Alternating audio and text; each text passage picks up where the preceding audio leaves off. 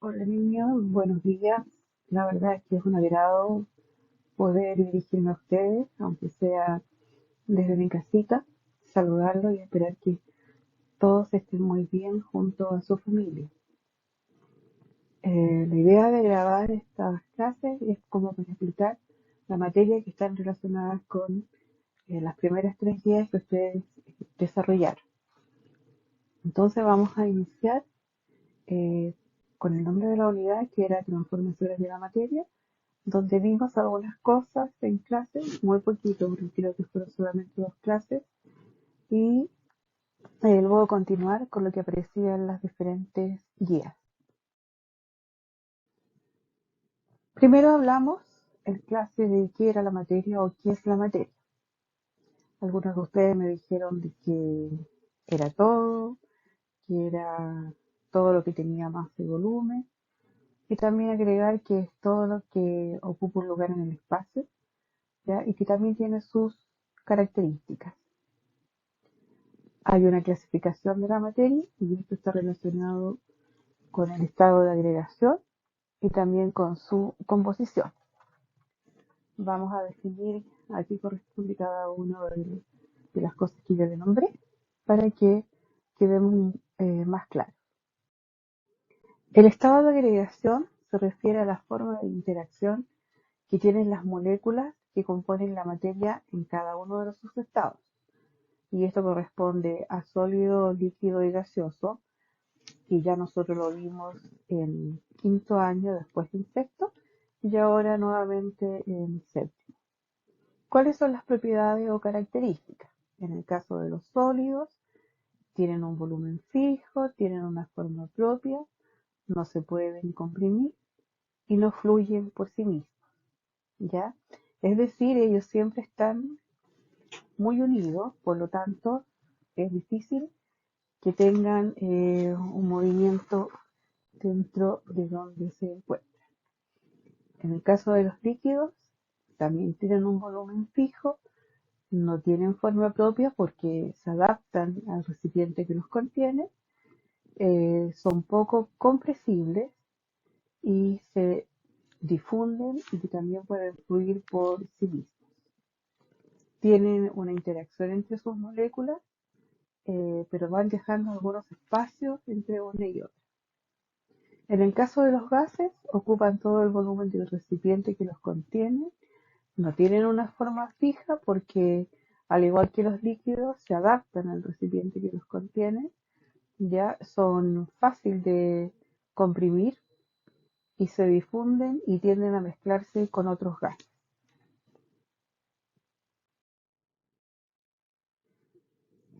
Tal como lo había mencionado, aquí vemos la imagen, cómo están las moléculas en el estado sólido, que están muy juntas, pueden existir interacciones muy fuertes entre ellas y poseen poca libertad de movimiento. Pero el hecho de que estén muy juntas significa que tienen una fuerza de cohesión bastante grande. Estado líquido. Las moléculas se encuentran más separadas que los sólidos, con interacciones moleculares más débiles, permitiendo a cada una de ellas moverse con mayor libertad y pueden fluir o derramarse. También tienen fuerza de cohesión, pero menos que en el estado sólido. Y en el estado gaseoso, las moléculas se encuentran muy separadas unas de otras, no existe una interacción entre ellas. Y esto permite que se muevan libremente con mucha energía porque tienen mucho espacio entre una y otro, lo que significa que no hay fuerza de cohesión. Bueno, en relación a los cambios de estado de la materia, tenemos 2 tipos de cambios que son cambios de estado por aumento de calor y cambios de estado al disminuir el calor. Si se producen cambios de estado en el estado sólido, puede cambiar su forma, pero no cambia su volumen, ¿ya? Y en el estado gaseoso cambia de forma y también cambia su volumen. En el caso del estado líquido puede cambiar la forma, pero no su volumen. Y los cambios de estado que más conocemos son los que se producen en el ciclo del agua, que están relacionados con la fusión, la solidificación, la condensación, la evaporación, la sublimación regresiva y la sublimación progresiva. En relación a la composición de la materia, como ustedes ya saben, porque lo alcanzamos a ver en clase, está compuesta por sustancias puras y también por mezcla. Ya, las sustancias puras están formadas por un solo tipo de elemento químico o bien por un solo compuesto químico. Si la materia está formada por moléculas con átomos iguales, se llama elemento químico, y si la materia está formada por moléculas con átomos diferentes, en masa y propiedades, se les llama compuesto químico. Tanto los elementos como los compuestos tienen diferentes características y en el caso de los elementos son las siguientes. Están formadas por una sola clase de átomos, no se pueden descomponer por métodos físicos ni químicos, no pueden ser divididas en sustancias más simples y un ejemplo de ello puede ser el oxígeno que estamos viendo en pantalla, lo que significa que este elemento químico tiene dos átomos de oxígeno y que también están unidos entre sí por un enlace químico, por lo tanto O2 también puede ser una molécula. En el caso de los compuestos, es la unión de dos o más elementos. Se pueden descomponer por métodos simples y las propiedades de los compuestos son muy diferentes a lo de los elementos. Cada compuesto tiene un nombre y una fórmula química, y la fórmula química indica cuántos átomos de cada elemento tiene el compuesto. Todas las moléculas de un compuesto tienen la misma combinación de elementos. ¿Qué son las moléculas? Las moléculas son un conjunto de átomos iguales o diferentes. Existen moléculas de elementos y de compuestos, y el subíndice, que es el numerito que está en la parte de abajo de la letra, es la que nos indica la cantidad de átomos que tiene cada elemento. Como por ejemplo el O2, que significarían dos átomos de oxígeno y es una molécula de oxígeno. Las mezclas. Las mezclas, las características que tienen es que no tienen reacciones químicas entre los componentes. Cada uno de los componentes mantiene su identidad y propiedades químicas, y los componentes pueden separarse por medios físicos, tales como la destilación, la filtración, la flotación, el tamizado. Aun cuando no existen cambios químicos, algunas propiedades físicas de una mezcla, tales como el punto de fusión, pueden diferir respecto a los componentes que ésta tiene. La clasificación de las mezclas pueden ser mezclas homogéneas o mezclas heterogéneas. Las homogéneas son las que presentan la misma composición en todas sus partes y sus componentes no se distinguen a simple vista, lo que significa que su distribución es totalmente uniforme. Ejemplo, el aire, el vidrio, las aleaciones, las soluciones.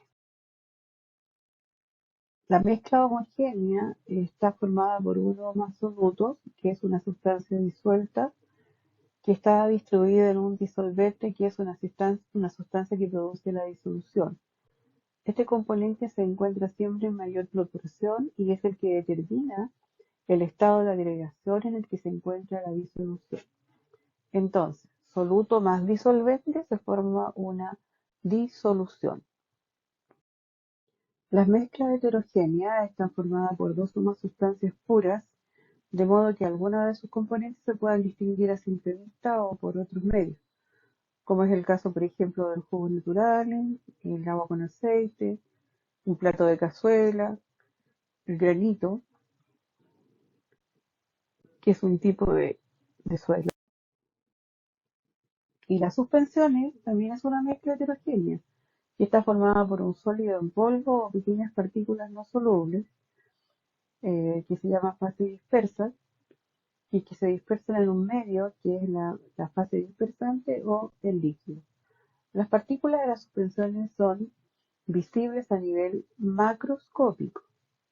Las suspensiones son filtrables, como es el caso del agua con arena, las pinturas vinílicas, algún tipo de frutas naturales, jugos con frutas naturales, o también, por ejemplo, algún tipo de medicamento.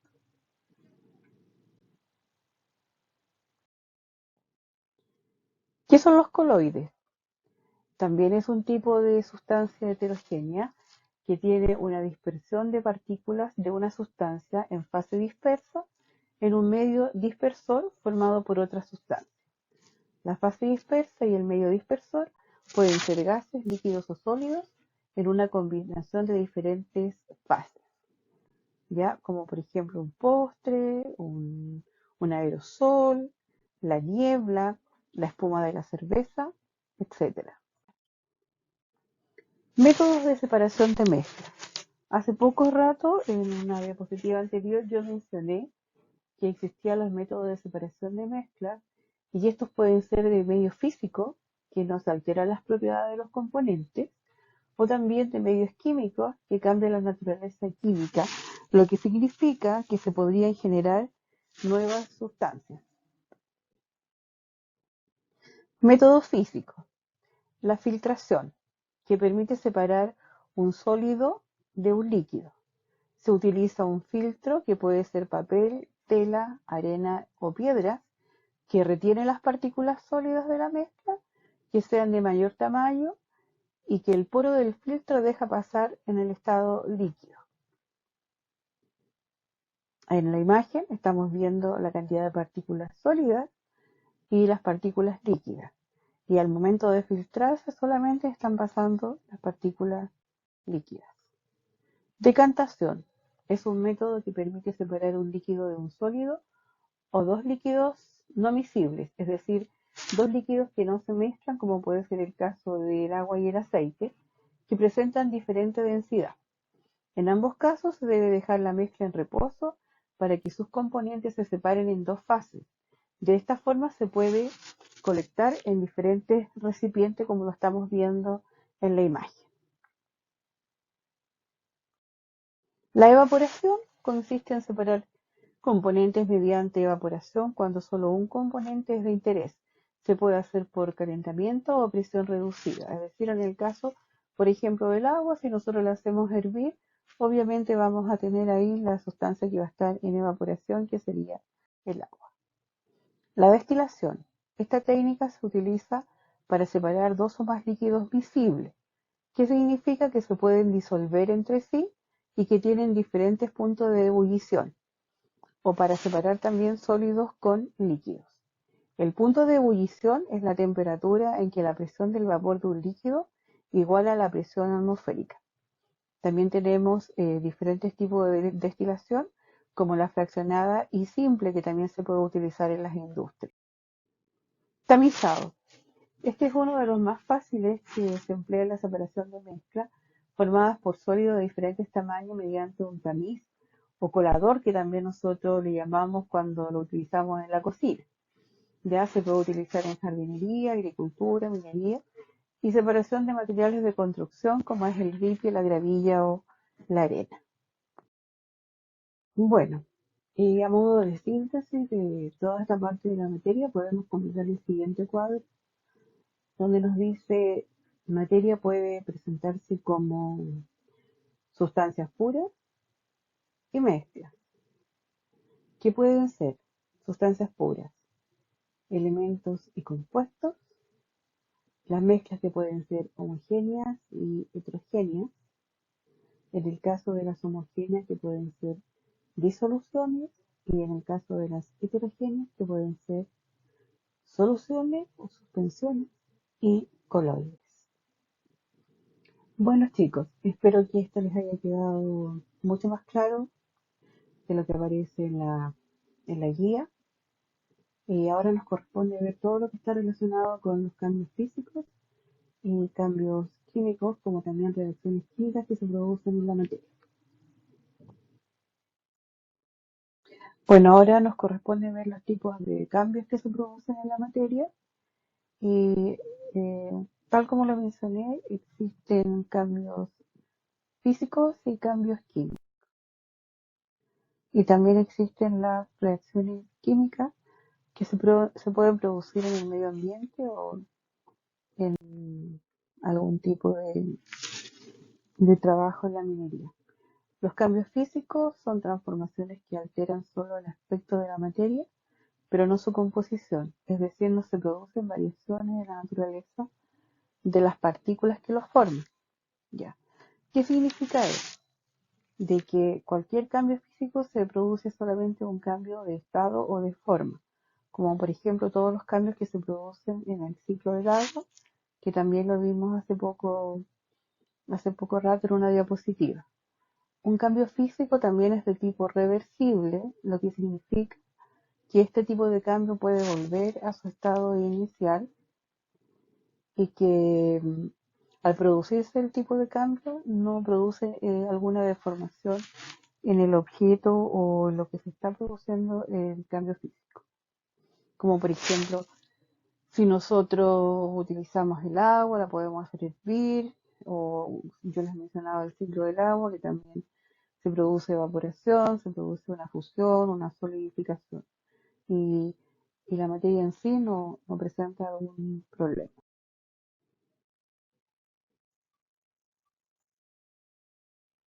Cambio físico, cambio de estado, cambios químicos. Los cambios químicos son transformaciones que se producen en la composición y en las propiedades de la sustancia. Es decir, se pueden generar nuevas sustancias y en un cambio químico siempre va acompañado por fenómenos que se pueden medir, ¿ya? Eh, los cambios químicos no son de tipo, sino que son irreversibles, lo que significa que no pueden volver a su estado inicial. Como por ejemplo estamos viendo en la imagen un cambio de color. Las hojas pueden estar verdes en un árbol, pero con el tiempo se van a transformar en un color amarillo, en un color café, y no van a volver a su estado inicial, que era el verde. Otro ejemplo puede ser la efervescencia, que es cuando nosotros usamos esas pastillas de ya está, y la echamos en un vaso con agua. Ya esto se va a mezclar la pastilla con el agua y obviamente la pastilla ya no va a volver a su estado inicial porque ya se produce un tipo de mezcla. Al encender un fósforo o encender algo con liberación de calor, también. Nosotros podemos encender un fósforo, vamos a quemar el fósforo y el fósforo ya no va a poder volver a su estado inicial porque en el fondo ya se produce la combustión. La combustión también es una reacción química, porque si nosotros quemamos papel o quemamos leña, ya la leña o el papel no van a volver a su estado inicial, se va a producir una reacción química que es con un combustible y un comburente, lo que significa que cada una de las sustancias va a perder sus propiedades que estaban inicialmente y se van a transformar en otra sustancia nueva. Por ejemplo, si nosotros quemamos leña o quemamos papel, después, ¿qué vamos a encontrar al término del fuego? Va a ser solamente la ceniza y es una sustancia nueva. El mismo caso, bueno, al término de esta grabación, espero que les haya quedado un poco más claro la materia que apareció en las guías y si todavía tienen alguna duda, es bueno que me puedan escribir al correo de la página del colegio y yo no tengo ningún problema para aclarar las dudas que ustedes tengan. Muchas gracias.